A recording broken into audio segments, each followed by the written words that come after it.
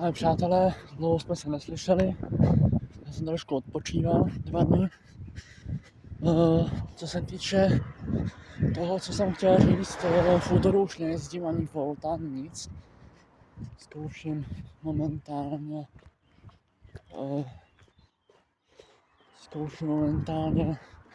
taxi, Volta taxi. Co bych rád řekl, když on vám to moc nikdo neřekne, protože každý si hledí svýho a ty instrukce jsou sice, co tam jsou, tak jsou jakoby hezký, jo, ale neřeknou vám postup té hádky.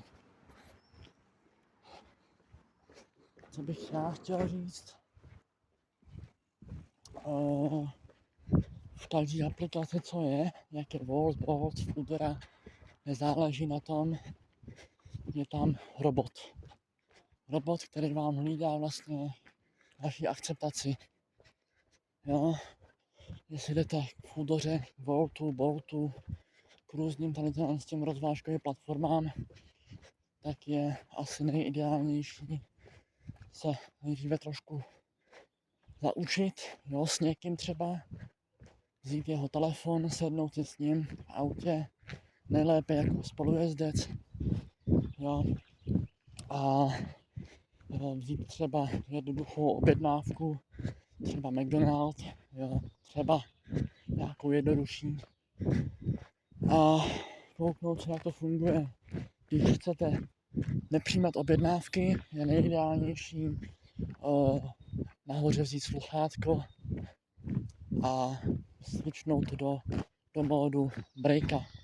Break znamená pauza, třeba 5, 10, 15 nebo 20. Nejlépe je to těch 10 minut, protože jelikož po vyhození objednávky vlastně vám to hodí do pauzy a nemusíte přijímat žádnou objednávku. Jo, u Voltu je to samé, akorát u Voltu je toho mnohem méně, jelikož Volt nemá až tak mnoho objednávek, ale zase není to nejhorší. Já jsem byl u Voltu cirka měsíc a půl, protože mě ta Foodora hrozně srala už a už mi to lezlo na mozek, už mi to lezlo na nervy. Jo, ani jednu platformu momentálně nejezdím, jelikož jsem to stopl, už nechci, jelikož to nenabízí žádný východisko. Jo, je to furt dokola jiný den, jo. Co bych chtěl podotknout, momentálně jezdím Bolta a nevím, jestli vám mám říkat, kolik vydělá člověk, ale v budoucnu to třeba řeknu, ale teď momentálně ne, teď se tam chci vysvětlit, jak ta aplikace funguje. Máte objednávku, je to jedno jakou, jo, jedete pro člověka, když nechcete, aby vás ten algoritmus vyhodil, nebo vám snížil aktuálně procento akceptace, tak je nejlepší vlevo nahoře máte bílou dlaň, bílou ruku. Jo, a u té bílé ruky to stisknete a vlastně ta bílá ruka vám vlastně umožní si dát pauzu nebo nepřijímat další objednávky, protože jelikož když vezmete třeba jednu objednávku plásnu za 150 Kč nebo za 200, nebo to je jedno jakou cifru, jo, a vidíte, že tam je prostě, že to je ucpaný město, že to je prostě neprůjezdný, jo, tak vlastně je lepší si to dát do breaka, do pauzy, jelikož jakmile vám tam skočí další objednávka a vy to nepřijmete, jelikož ten člověk nemůže čekat, já nevím, 15 minut na vás, jelikož třeba pospíchá na autobus, který mu jede za 20 minut, takže vlastně, než vy se dostanete k tomu člověku, uplyne 15 minut, než se dostanete na autobus, uplyne 10 minut, jo, to už máte 25 minut v skluzu, takže ten člověk to ani nemusí stihnout, jo, a vy mu určitě nemůžete vykompenzovat jeho výlet nebo jeho plán, takže za mě je lepší vzít to do breaka, do pauzy Jo, on vám nic neuteče, jenom vám to nezničí akceptaci.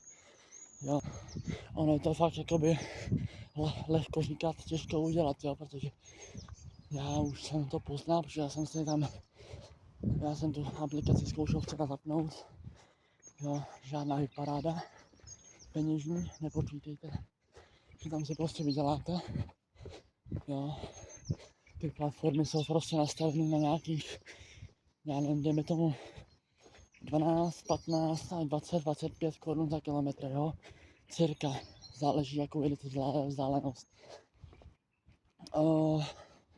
Dávám to do pauzy a okamžitě, až budete vědět, že se fakt blížíte k cíli, třeba nevím, 2 minutky před ukončením, tak tu ruku zmáčkněte, nebo tam už je jako zelená nabídka, jako jestli jste si opravdu jistí vyhodit se z pauzy, tak vás zmáčkněte ano, jo, tak vám to už jakoby automaticky potom hází další objednávku, protože vám, když to neuděláte, tak vlastně ten systém vás vidí jako volnýho a dostupnýho, jo.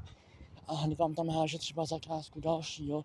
A jak říkám, někdo může pospíchat na jednání někam, je to třeba nějaký manažer, nebo prostě, já nevím, nějaký dělník, nebo kdokoliv jiný, může pospíchat na oběd na schůzku někam. A schůzka může být já nevím, za půl hodiny a vy nemůžete přes celé město dostat se během chvilky, jo. Musíte taky dodržet nějaký pravidla. Jo, takže bacha na to jsem vám chtěl říct. Další věc vám řeknu o penězích, ale ne teďko, jelikož teď jsem se bavil o tom, jak to funguje. Bacha na akceptaci, protože jakmile spadnete na 75% akceptace a budete nespolehlivý, tak vás systém zablokuje a to je úplně jedno tomu systému. On vás vidí jako nezodpovědný. Jo, takže to jsem chtěl říct. No. Snad vám to pomůže a v dalším budu dělat jiný videa nebo jiný zvukový nahrávky. Zatím se mějte hezky a čau.